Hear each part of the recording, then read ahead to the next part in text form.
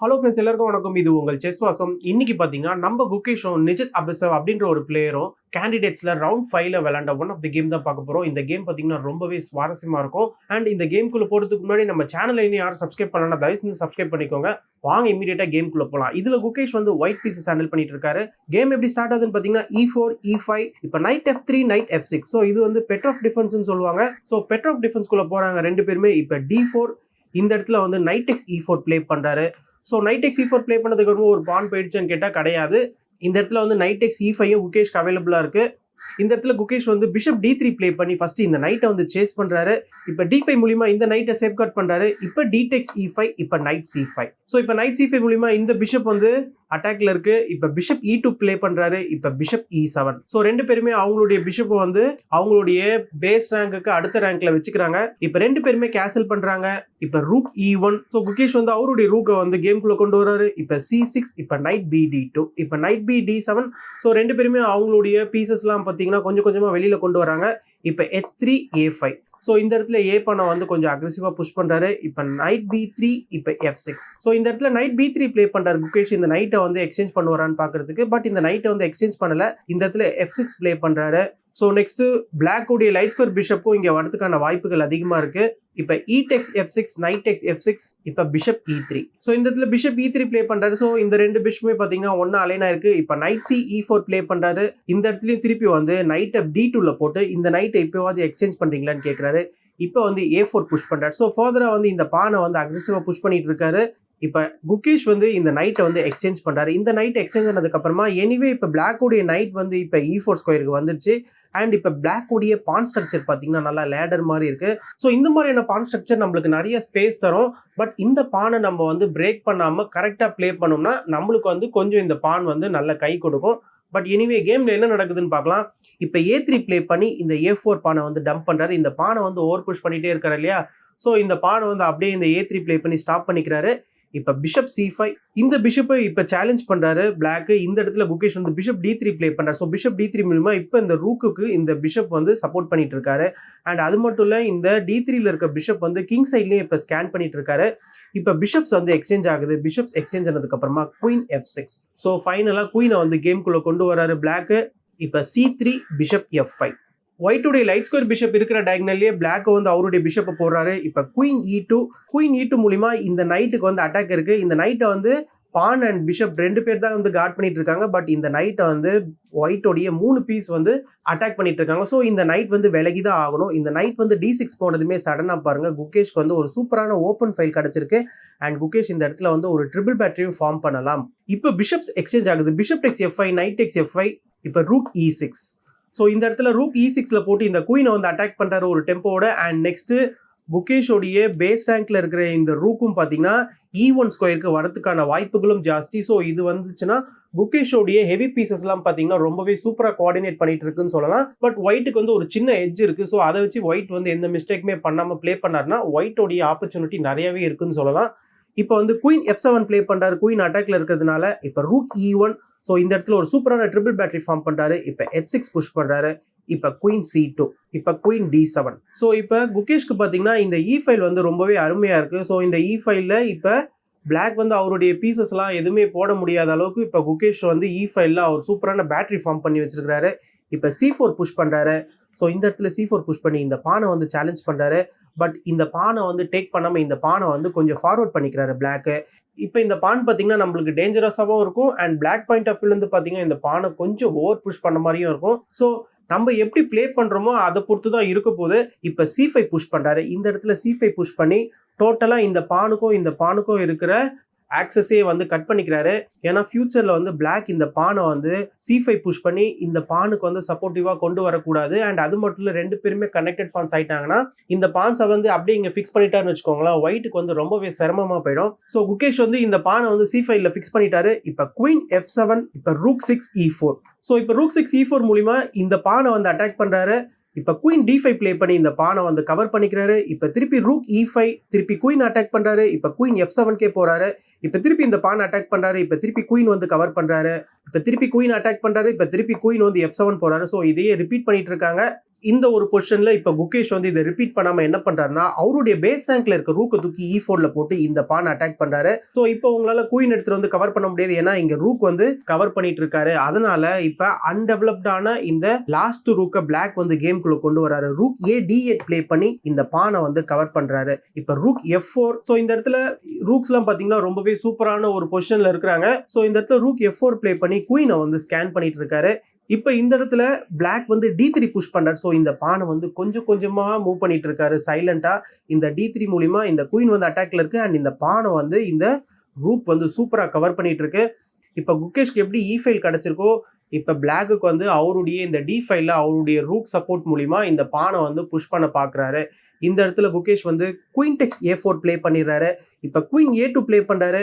இந்த இடத்துல queen A2 play பண்ணதுக்கு அப்புறமா நீங்க யோசிக்கலாம், இங்க நைட் வந்து ஃப்ரீயா இருக்கே, இந்த நைட்டை நம்ம கேப்சர் பண்ணிக்கலாமே அப்படின்னு நீங்க நினைக்கலாம். பட் இந்த நைட்டை உங்களால கேப்சர் பண்ண முடியாது. சப்போஸ் இந்த நைட்டை வந்து கேப்சர் பண்ணிட்டீங்கன்னு வச்சுக்கோங்களேன், ஸோ இதுக்கெல்லாம் அப்புறமா சிம்பிளா இந்த இடத்துல குயின் மூலியமா கிங்குக்கு ஒரு செக் வரும். இப்ப கிங் வந்து H2 போனதுக்கு அப்புறமா இந்த பானை நம்ம புஷ் பண்றோம். இந்த பானை புஷ் பண்ணதுக்கு அப்புறமா நீங்க நல்லா பாருங்க, குயின் வந்து இங்க கவர் பண்ணிட்டு இருக்காரு பேஸ் ரேங்க்ல அண்ட் இங்க பிளாக்கோடைய பேஸ் ரேங்க்லயும் பாத்தீங்கன்னா இந்த ரூக் வந்து இந்த பானை வந்து கவர் பண்ணிட்டு இருக்காரு. இப்ப நீங்க வந்து நைட்டை வச்சுதான் இந்த பானை டேக் பண்ணி ஆகணும். இப்ப வந்து இந்த ரூக் வந்து ஹேங்கிங்ல இருக்கு. இந்த ரூக் வந்து டேக் பண்ணதுக்கு அப்புறமா இப்ப ஒயிட் வந்து ஒரு எக்ஸ்டென்ஸ் டவுன் ஆயிடுவாரு அண்ட் இதுல இருந்தே பாத்தீங்கன்னா பிளாக் வந்து ரொம்பவே சிம்பிளா இந்த கேம் வந்து புஷ் பண்ணிடலாம். ஓகேங்களா? ஸோ இந்த ஒரு ரீசன்னால உங்களால வந்து இந்த நைட்டை வந்து டேக் பண்ண முடியாது.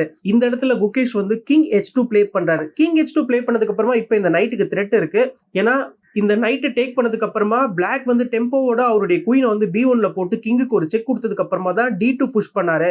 இப்ப டெம்போவோட அவருடைய குயினை வந்து குறுக்குல கொண்டு வர முடியாது, ஏன்னா இந்த இடத்துல வந்து கிங் இங்க கிடையாது.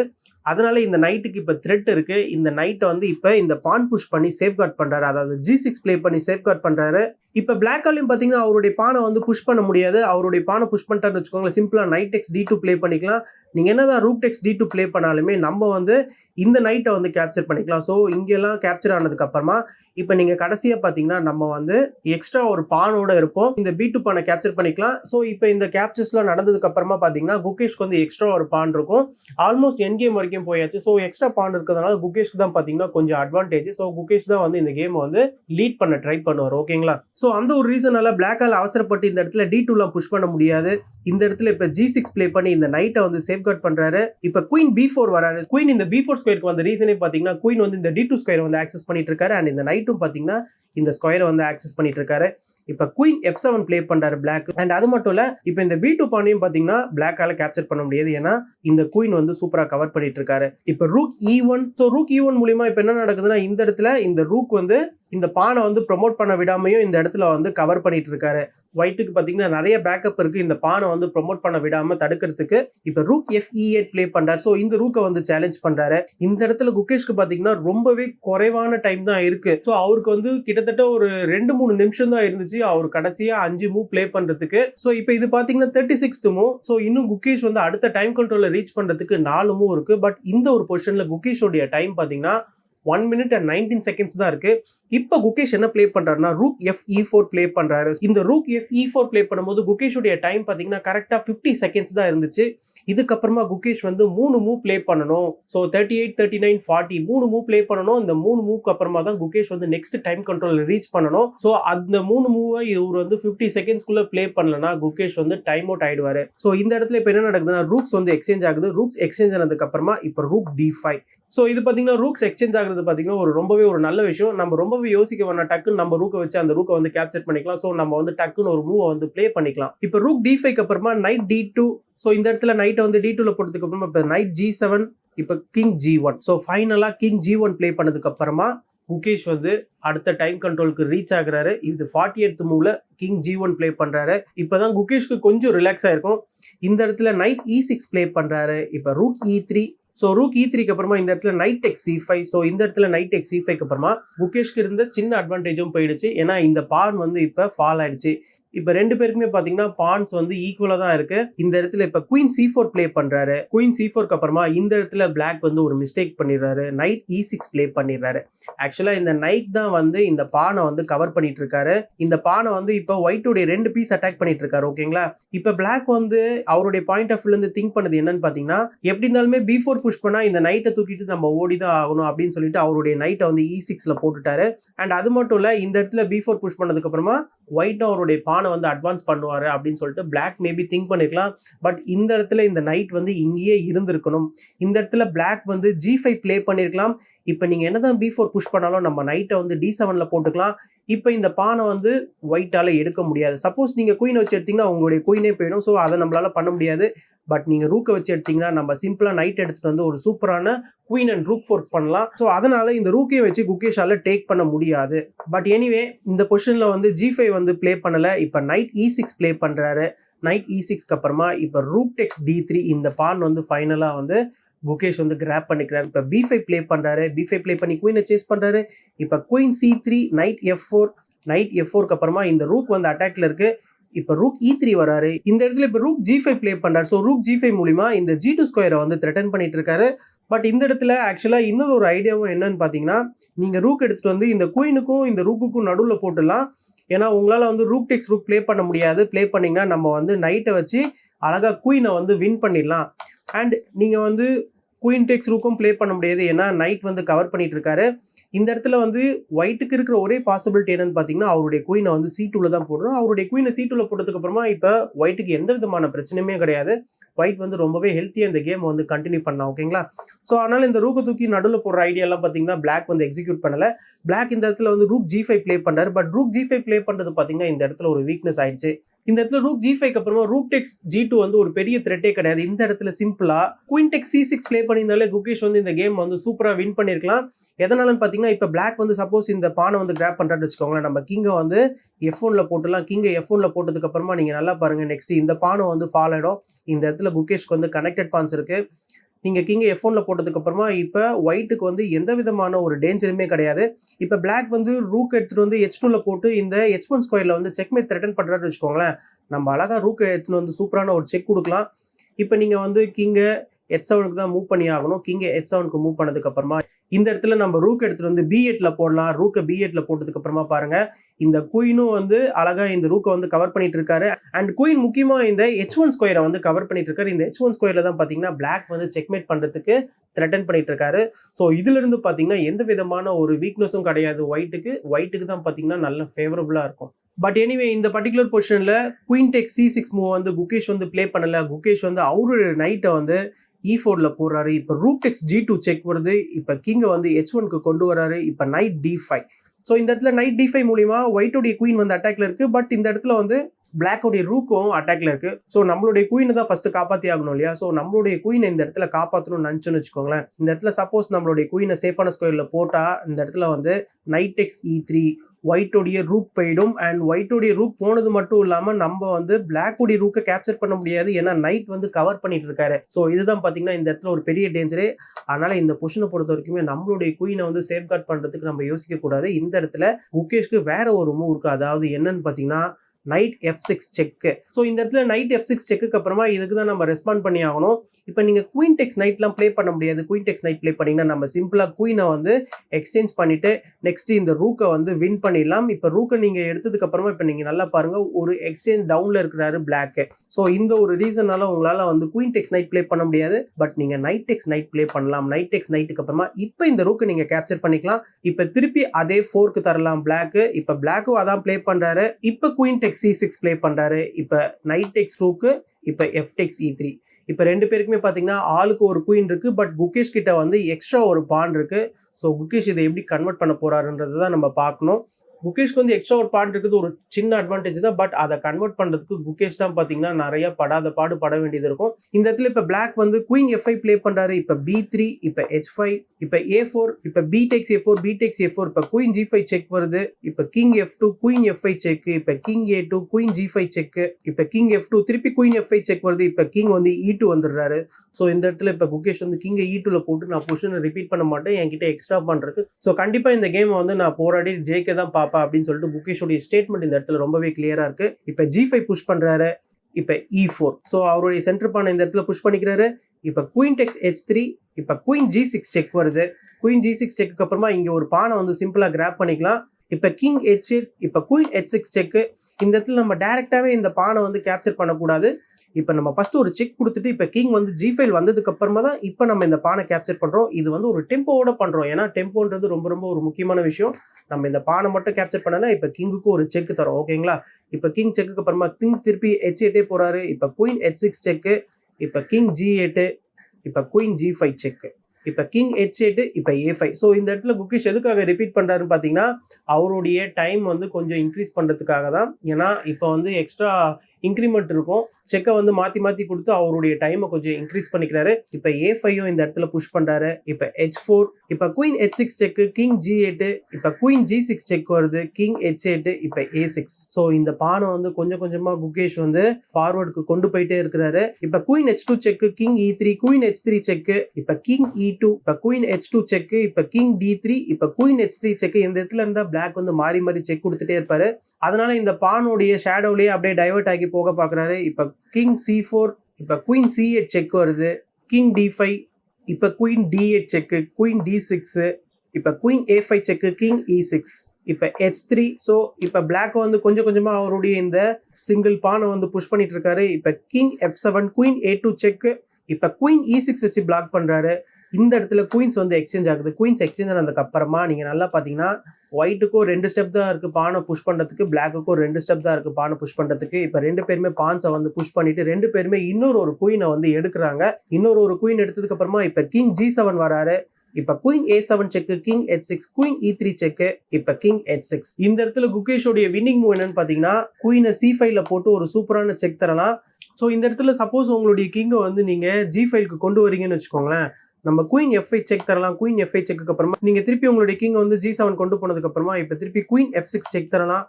இப்ப திருப்பி நீங்க வந்து H7 போறீங்கன்னு வச்சுக்கோங்களேன். இப்போ ஒயிட்டுடைய கிங் எடுத்துட்டு வந்து நம்ம F7ல போட்டுக்கலாம். ஒரு சூப்பரான ஷேடோ கிடைச்சிருக்கு. இந்த பானுக்கும் பாத்தீங்கன்னா ஒரு சூப்பரான ஃப்ரீ பாத்தும் கிடைச்சிருக்கு. இந்த பானை வந்து சூப்பரா ப்ரோமோட் பண்ணிக்கலாம். அண்ட் இந்த இடத்துல உங்களுடைய கிங் நீங்க G4ல போட்டாலுமே குயின் F5 செக் வரும். குயின் F5 செக்கு அப்புறமா நீங்க திருப்பி G3 போறீங்கன்னா இந்த இடத்துல நம்ம E5 புஷ் பண்ணிக்கலாம். E5 புஷ் பண்ணதுக்கு அப்புறமா இப்ப ஒயிட்டோடைய பீஸோடைய கோஆர்டினேஷன் பாருங்க. ஒயிட்டோடைய கிங் குயின் அண்ட் அவருடைய பானை 3 பேருமே பாத்தீங்கன்னா பக்கத்து பக்கத்துல இருக்கிறாங்க. ஈஸியா இந்த பானை வந்து புஷ் பண்றதுக்கு 2 பேருமே சூப்பரா ஹெல்ப் பண்ணிப்பாங்க. அண்ட் உங்களால வந்து பர்பச்சுவல் செக்கும் மாறி மாறி தர முடியாது. ஸோ இந்த ஒரு ரீசனால தான் பாத்தீங்கன்னா இந்த இடத்துல வந்து குயின் C5 வந்து ஒரு வின்னிங் மூவ்னு சொன்னேன். பட் குயின் C5 மூவ குகேஷ் வந்து விட்டுட்டாரு. இந்த இடத்துல குகேஷ் வந்து கிங்கை F5க்கு கொண்டு வராரு.